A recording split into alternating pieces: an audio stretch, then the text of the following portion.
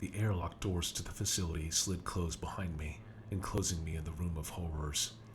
Moving to a workstation in the middle of the room, I slid a body in an office chair away from the computer screen.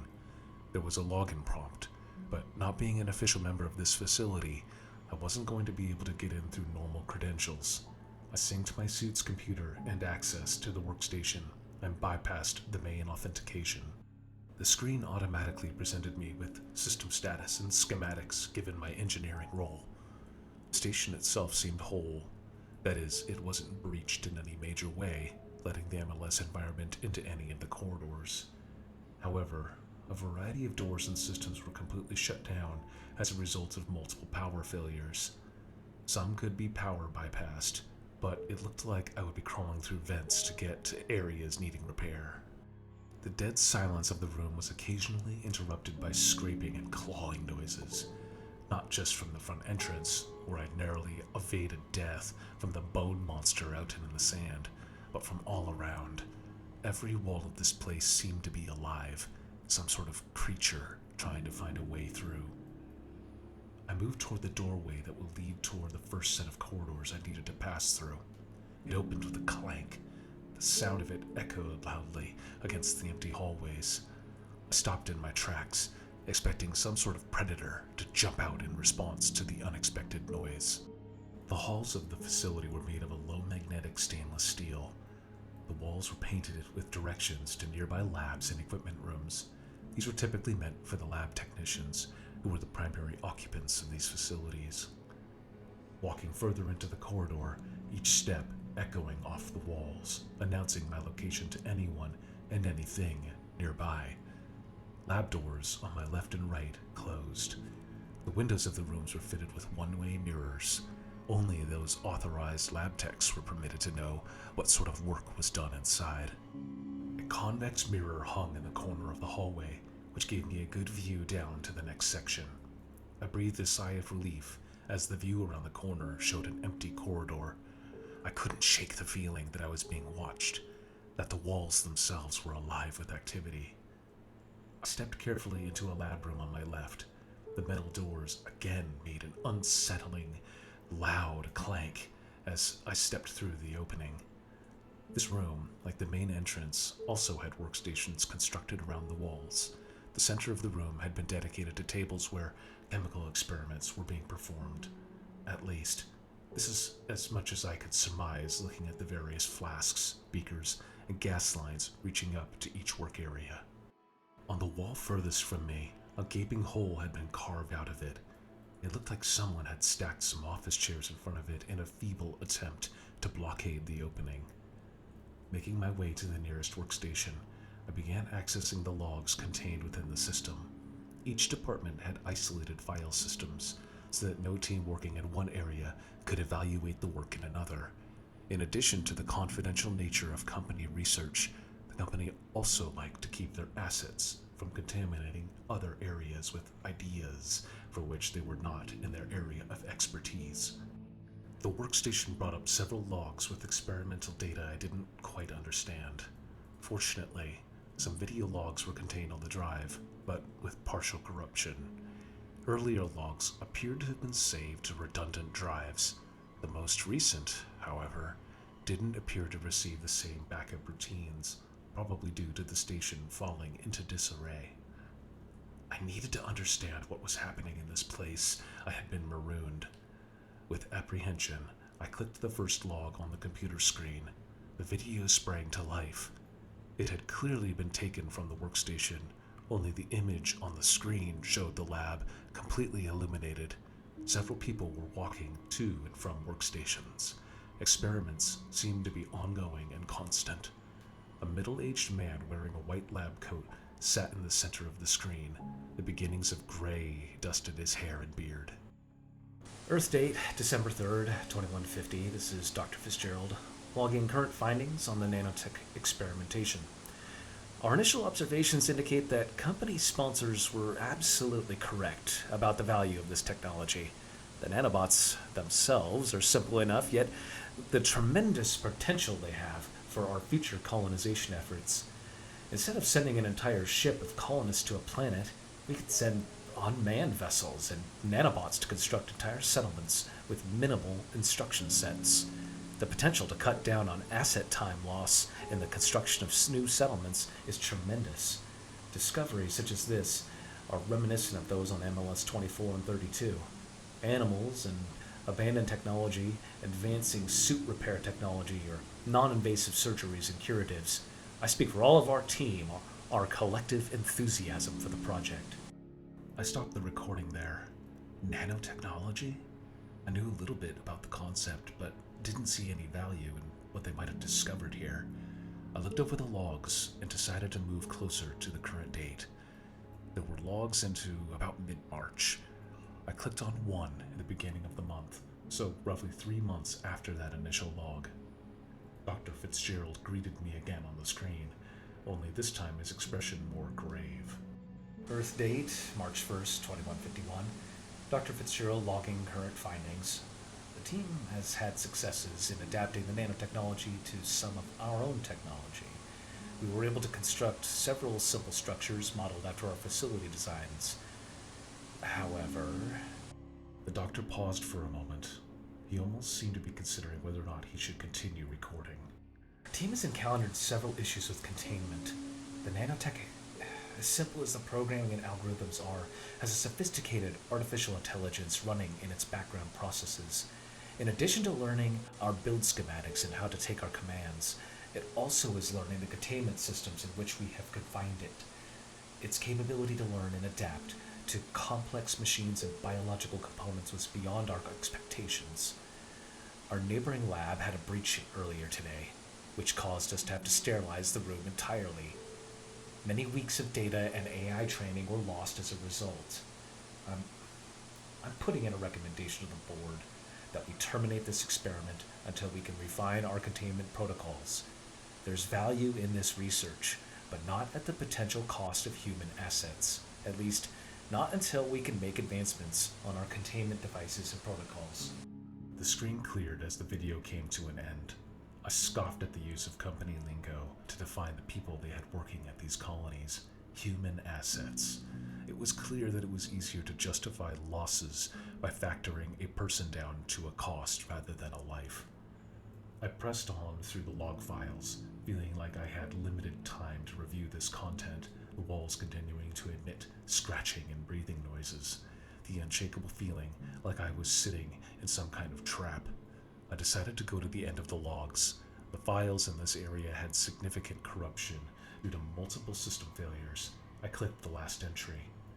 The same Dr. Fitzgerald sat before me, but this one looked like he had aged about 10 years. His hair was unkempt, and his previous pristine lab attire was worn, dirty, and torn. The room on the screen also looked more familiar. The emergency lighting is now what illuminated the space, like it is currently. Several of the other lab technicians could be seen in the background, but they were no longer working on experiments. 3 of them sat in a corner, discussing quietly amongst themselves. Others were sleeping on the floor. Dr. Fitzgerald began to speak, but with the corruption of the file came in only in parts. Birth date, 2151, June. Dr. Fitzgerald reporting after total containment failure. Many of the team have fled to other sections of the facility. Primary systems are offline. My concerns went completely ignored by the board. He shook his head then, placing his face in his hands. He looked up and continued his log. This technology, we weren't sure exactly where it came from. Our best guess is that it was an original inhabitant of this planet, maybe thousands of years ago. It's unclear why they created it, but it seems to try to reanimate anything it can into monstrous creatures. Several of my team are dead, and with communications down, we can't send a distress call. To anyone who discovers this recording, you can't fight them directly. Your only option is to... Dr. Fitzgerald stopped then because a loud crashing sound came from behind him. On the screen, he turned suddenly. Get away from the wall! You! Get away from the wall! On the monitor, Dr. Fitzgerald had stood to shout warnings to the other lab workers who had been grouped in a corner. A large crack had appeared in the wall very near them. They scrambled away and looked at the wall as it started to cave inward. Shards of metal peeled away, and not one, but 2 of the monsters The bone monsters from outside climbed through the opening. The scene descended into utter chaos, people screaming, stepping over each other, running toward the exit. The video cut off then, sending the lab room into sudden, dead silence, except for one thing, a rustling noise behind me that was all too familiar. I came to a terrible realization that I had not paid enough attention to this room. I turned, slowly, turned toward the opening that had chairs piled up against it. A clawed hand was reaching through and was slowly moving the chairs out of the way. Sliding to my right, I opened the door with a clang and passed through it. The loud noise seemed to stir the monster as the chairs blocking the path were smashed out of the way. Back in the corridor, I could no longer see the monster due to the one-way mirrors. I crept along the wall, trying to keep a low profile and out of sight. A clawed hand came smashing through the glass above me. I tried to dive, but it caught me in the back. I felt the razor-sharp claws cut into my skin, and then the suit attempt to seal the damage. The pain was excruciating, but I had to keep moving. Turning the corner in the hallway, I heard the wall of the lab behind me crash apart as the monster created a new opening. I could hear it, its immense weight and footsteps following me. Checking my arm control panel, I swiped away the injury analysis the suit was reporting. Bringing up the navigation panel, I located an open ventilation system I could try to hide in. I put my body into a full sprint, trying to ignore the excruciating pain of the injury to my back. I slid into the duct and scrambled around a corner. The monster approached, slowly creeping around trying to locate me. I couldn't tell if these things could smell or hear or even see. They seemed to have really dull senses and were relatively easy to confuse and evade. The monsters seemed to look around and give up, stomping off to try to find another victim. I curled up in the vent and brought up the control panel on my suit. This time, I brought up the injury analysis and cringed at the data presented to me. Some significant lacerations were put into my back, and I was bleeding heavily. Checking the navigation, there was a med bay connected to these vent tunnels not too far away, and I could use some of the automated systems to repair the injuries on my back. I started creeping forward slowly. The vents themselves seemed stable, but they made more noise than I liked while crawling through them. The vent tunnels were also not consistently shaped or sized. When passing through different sections, the passage would narrow or widen seemingly randomly. This maybe made sense for the various experiments being performed below, but confusing to someone using them as a means for travel. 50 feet from the med bay, I had reached an administrative section of the facility. Company managers would take shifts here, taking reports from the various departments. Through a vent receiver, I peered through the cracks down onto a series of desks and computer workstations. The company wasn't one for originality. Apart from the lab rooms, the simplistic model of workstation design was copy and pasted from room to room, probably to maximize efficiency. While I sat in one place looking over the room below me, the fittings keeping the vent in the ceiling started to give way. My head shot toward the direction of the breaking metal sound as the vent I was in detached and tumbled down. It landed hard on one of the desks and I fell out, completely winded, choking for air as my lungs struggled to work again. I didn't have long to recover though, because the door to the admin room opened slowly in front of me. Partially concealed by the desk, I watched as one of the monsters creeped in, attracted by the loud, crashing noise I made. I crawled as quietly as I could away from the destroyed vent and desk to hide behind another workstation. The creature turned its head toward the vent and started lumbering toward it. Behind it, a second monster came in through the opening of the room. It kept guard by the entrance to the admin room, surveying for a moment.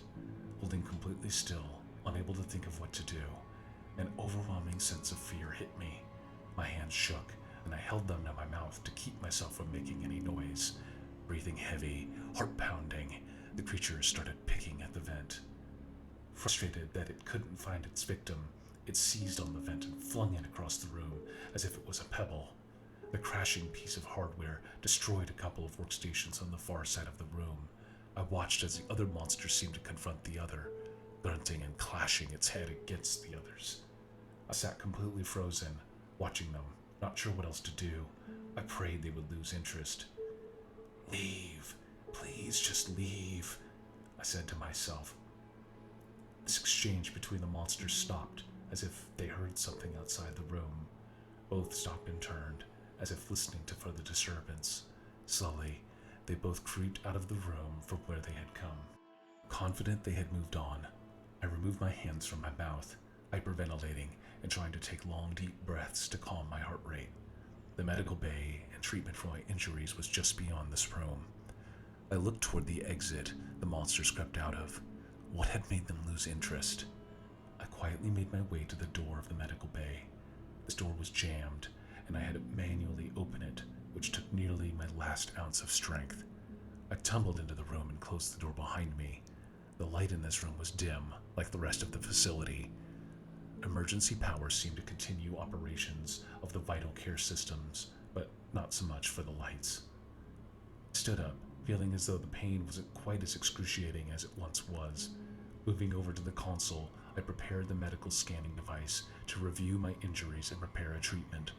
The automated system whisked up and down my body, analyzing everything from head to foot. The machine stopped, compiling all of the data it just received.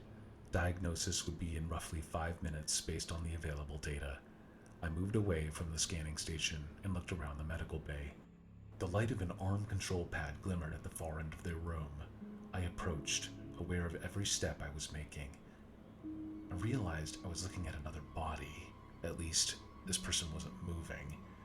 Several claw marks, undoubtedly from those monsters, were present all over this person's suit. Despite that, they didn't appear to have lost limbs like I'd seen for other victims.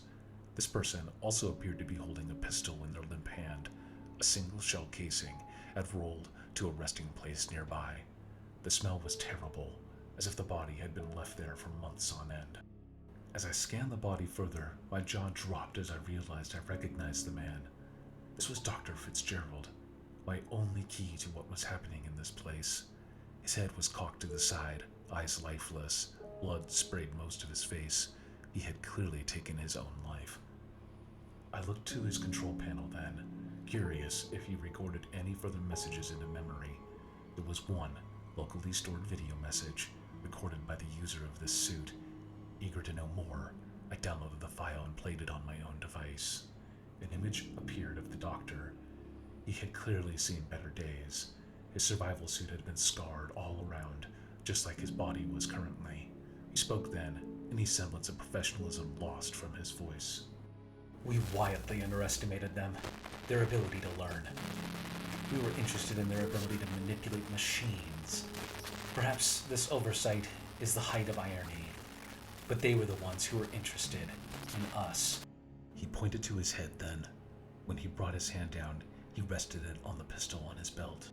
Once inside the body, the machines quickly attempt to seize control. My medical scan confirms that they have not yet penetrated my higher brain functions. I record this as my last warning about the necessary bounds of our research. I don't want to find out what total control of these machines is like. On the video, he demagnetized the pistol on his belt, put the barrel to his head, and pulled the trigger. He fell to the floor in the spot I found him. The recording continued, unable to be stopped, with the last remaining user unable to terminate the feed. A dawning horror gripped me as I looked at his lifeless body on the monitor. Killing the feed, I moved to the medical scanner to see my results. There were no longer lacerations on my back. They had been miraculously repaired. The scan revealed a pathogen of unknown origin working its way into my central nervous system. Shoving down feelings of panic, I moved to the main terminal in the medical bay. I synced my suit's control panel to record the log of my journey so far, hoping, praying it could serve as a warning to anyone if they find it. This recording is that output. Do not pursue rescue. Stay away from this planet. I looked back at the pistol, considering what course of action to take. Was I really going to do this? I placed my hand on the grip, clutching it tightly in my hand. In the back of my mind, I could hear a soft, soothing voice. Put it down. There's no need, it said. I looked at my hand and thought about it. This was crazy. Why would I consider something like this? I loosened my grip on the weapon and let it fall to the floor of the medical bay. Good. Very good, the voice in my head said. Yeah, this is much better. I had a job to do here. I needed to get communications working again. We need to bring more people here. You can't do this thing on your own, the soothing voice said. You're absolutely right, I said out loud, my voice echoing off the walls. It was so nice to have someone to talk to down here. We're going to make a great team, the voice said. I agree. We need to get as many people here as possible. I checked my navigation screen. The power cells weren't that far away. I opened the medical bay doors and stepped out into the dim admin room, determined to get the job done.